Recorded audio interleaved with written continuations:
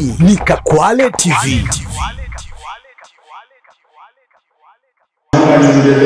Changamoto mliainisha mkaomba vifaa vya michezo.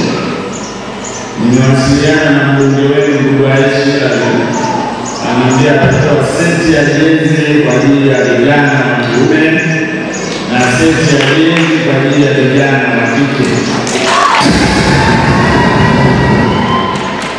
Hilo ombi nalifikisha kama nilivyo kuwasilisha huko na nilivyo kuwasilisha kwamba ndio naomba apewe vingine kwa sababu jezi pia ni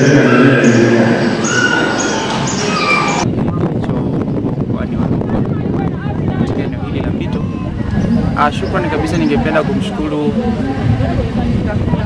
mbunge wetu wa jimbo hili ambaye ametoa zawadi leo katika siku ya mahafali ya siku ya leo, kutupa jezi kwa upande wa kike na jezi kwa upande wa kiume.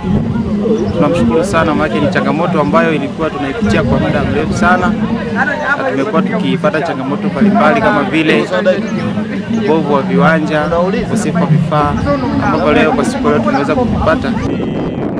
Mbunge, kwanza tunamshukuru sana kwa vifaa hivi ambavyo tutavipata kwa sababu vitatusaidia. Kwa kupata vifaa hivi vitatusaidia kuwafanya wanachuo waweze kupata hamasa zaidi ya kushiriki katika michezo, kwa sababu kama chuo cha walimu Sumbawanga tuna michezo ambayo tuna masomo ambayo yanahusiana na michezo kama somo la haiba na michezo. Kwa kupata vifaa hivi vitatusaidia katika somo la haiba na michezo, lakini vile vile kuwasaidia wanachuo